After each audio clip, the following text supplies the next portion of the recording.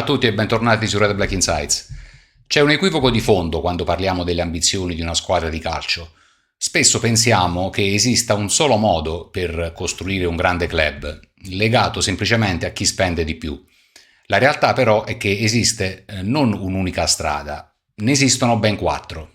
La vera domanda che dovremmo porci, osservando i bilanci dei top team europei, non è chi abbia il portafoglio più gonfio, ma quali di queste leve decisionali una società possa e voglia attivare. Questo equivoco è esploso di recente a causa di una frase detta dal CFO del Milan, Stefano Cocirio: è più facile programmare in Spagna. Questa affermazione è di una precisione chirurgica, che però è stata travolta dal sarcasmo e dalla indignazione sui social network.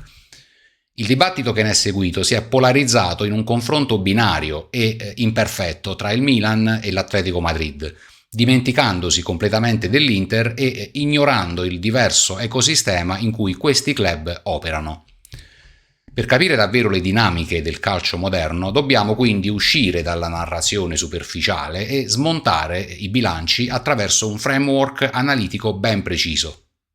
Nel calcio europeo, a differenza degli sport americani, non esiste un salary cap simmetrico e i club producono ambizione e competitività azionando quattro meccanismi distinti, le cosiddette quattro leve dell'ambizione, così come le ho rinominate e riclassificate.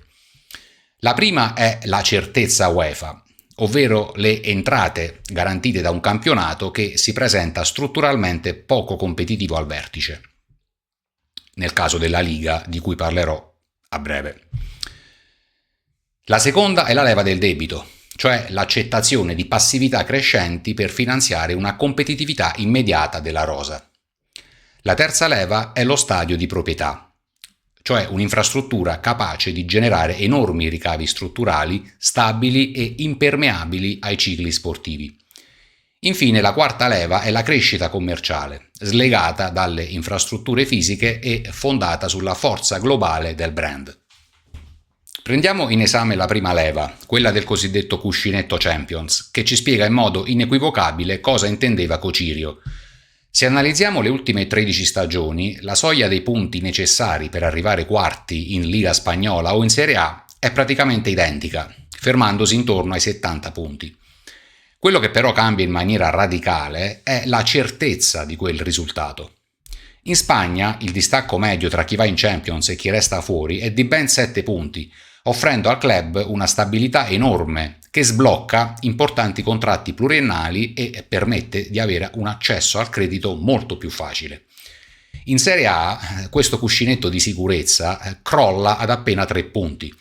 La qualificazione è strutturalmente precaria e le squadre che si giocano l'accesso fino all'ultimo respiro sono sempre diverse e numerose.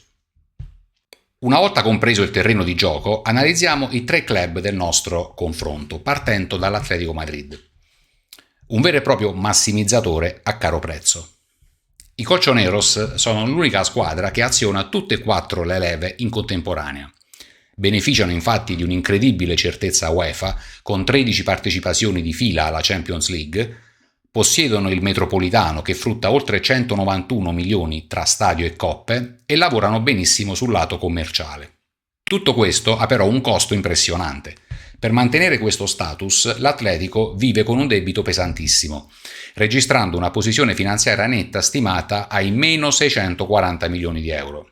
Il patrimonio del club resta largamente positivo soltanto grazie alle iniezioni di capitale costanti da parte della società controllante. In Italia invece l'Inter adotta un modello radicalmente diverso, basato sulla tolleranza al rischio per finanziare un enorme salto qualitativo sul campo. I nerazzurri azionano in modo cosciente 3 leve su 4. Tollerano la precarietà tipica della Serie A, puntando alla massima competitività, benché non abbiano la certezza di finire ogni anno nelle prime 4, cosa che invece ha l'Atletico Madrid come spiegato prima. Spingono il monte ingaggi più alto del campionato e accettano un debito strategico molto pesante come primario strumento di crescita. Pur avendo un patrimonio immobiliare modesto e nessuno stadio di proprietà, il club interista sfrutta eventi sportivi eccezionali come le finali in Champions e il mondiale per club per sostenere l'intero ecosistema e arrivare a chiudere il primo bilancio inutile della sua storia moderna, il 2024-2025. Dall'altra parte del naviglio troviamo invece il Milan gestito da Redbird, che si posiziona come il vero conservatore finanziario di tutto il gruppo. Dei 3 club esaminati, il Diavolo è l'unico ad attivare in modo strutturale unicamente una leva, cioè quella commerciale, dove domina in Italia registrando 152 milioni di ricavi al 2024-2025. Mancano però all'appello le altre 3 leve, cioè le entrate UEFA che sono state assenti per quasi un decennio fino al 2022, e questo è un rischio che il club non vuole correre. Inoltre la proprietà attuale rifiuta l'uso del debito per investimenti sportivi e San Siro, come sappiamo tutti, è ancora una struttura in affitto. Per sopperire a tutto questo, il Milan ha trasformato il player trading, ovvero le cessioni illustri come quella di Tonali o Reinders, nella propria riserva di ossigeno e in un fondamentale ammortizzatore finanziario. Questa clamorosa divergenza di modelli salta agli occhi quando mettiamo a nudo l'anatomia dei ricavi di queste società. Nonostante i 3 club si muovano su fatturati più o meno vicini, le loro strutture interne ci raccontano 3 storie opposte. L'Atletico incassa dal mix di stadio e UEFA quasi il triplo di quanto riesca a fare il Milan e quasi il doppio dell'Inter. L'Inter fa la voce grossa sui diritti televisivi, pompata nell'ultimo bilancio da performance sportive straordinarie. Il Milan invece compensa proprio sul commerciale e, come detto, sulle plusvalenze.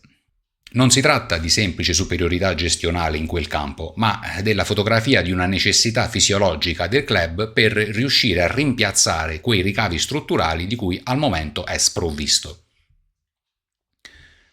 La vera prova del 9 si ha guardando la cassa, mettendo a confronto i margini operativi EBITDA ed EBIT. Qui l'Inter compie un vero miracolo. Una performance sportiva incredibile, quella del 24-25, le garantisce un utile operativo tale da assorbire del tutto anche gli ingentissimi oneri derivanti dal suo debito. Il Milan genera una cassa in apparenza molto solida, ma il grosso di quel margine viene spazzato via dall'ammortamento dei cartellini dei giocatori e dai costi legati alla svalutazione del progetto San Donato. L'Atletico Madrid invece, pur generando proventi giganteschi, vede le proprie risorse operative essere completamente prosciugate dalla spesa necessaria a onorare e servire la sua enorme montagna di debiti. Vedete, quando parliamo di misurare il rischio, ci rendiamo conto che stiamo parlando di club situati su pianeti totalmente differenti. Il rapporto tra indebitamento finanziario netto e ricavi vede il Milan primeggiare per solidità ed estremo basso rischio, posizionandosi appena sotto il 19%. L'Inter viaggia su un rischio di livello medio-alto che rasenta il 50%, mentre la situazione dell'Atletico Madrid fa scattare l'allerta rossa, superando ampiamente il 126% di passività rispetto al proprio fatturato. Il patrimonio netto rossonero riflette quindi una crescita e una solidità totalmente organiche, in aperta contrapposizione ai modelli rischiosi o dopati, tra virgolette, da iniezioni esterne dei propri avversari come l'Inter e l'Atletico Madrid. Tutta questa mole di dati ci porta quindi a tracciare una vera e propria matrice degli archetipi strategici per questi top club. In estrema sintesi, l'Atletico Madrid spinge sull'acceleratore utilizzando pienamente tutte le 4 leve a sua disposizione. L'Inter ne aziona 3, aggirando l'assenza dello stadio di proprietà attraverso un'intelligenza e tolleranza verso un debito strutturato e un monte stipendi molto alto. Il Milan, al contrario, viaggia nel grande calcio sfruttandone in via continuativa soltanto una di queste 4 leve, cioè il commerciale. Questo isolamento di un'unica leva ci porta dritto verso quello che possiamo ribattezzare il paradosso milanista, la classica storia del cane che si morde la coda. Cocirio ha perfettamente ragione a ricordare che non è la finanza a produrre i risultati sul campo, ma è l'esatto contrario. Sono le vittorie e la stabilità europea a finanziare la struttura aziendale a lungo termine. Tuttavia, se a monte mancano le leve strutturali per competere subito, inevitabilmente le performance in campo ne risentono. Senza trofei e piazzamenti si perdono quindi i ricavi costanti, finendo per precludersi la possibilità di trovare i soldi per accendere proprio quelle leve strategiche fondamentali. Si tratta quindi di un loop spietato. Ma come si scappa allora da questa trappola, vi starete chiedendo? Le vie d'uscita reali sono solo tre. La prima è sperare che il sistema cambi, cioè una Serie A dominata da dislivelli giganteschi dove arrivare quarti è facile come in Liga, ma ovviamente parliamo di una evoluzione totalmente fuori dal controllo della dirigenza e anche della proprietà. La seconda strada è l'infrastruttura, ovvero la realizzazione di un impianto come il nuovo San Siro capace di generare quegli enormi ricavi puri di cui si ha disperato bisogno. I tempi purtroppo sono lenti e non si vedrà la luce prima del 2030. L'ultima soluzione è un cambio di strategia. Redbeard potrebbe semplicemente decidere di accettare maggiori debiti usandoli per iniettare immediata liquidità da investire sulla rosa. Questa via è l'unica subito percorribile, pur sapendo che va nella direzione diametralmente opposta all'attuale filosofia di contenimento totale del rischio. Tutto questo ci ricorda che esiste un prezzo profondo per inseguire e raggiungere la perfezione finanziaria. L'approccio di Redbeard regala sicuramente al Milan la vittoria del cosiddetto trofeo dei bilanci. Nessun club in Italia sfoggia conti altrettanto virtuosi, sicuri e più o meno perfetti in ogni voce contabile. Ricordiamo però sempre che la finanza non è lo scopo ultimo del gioco del calcio, né è unicamente lo strumento di manovra.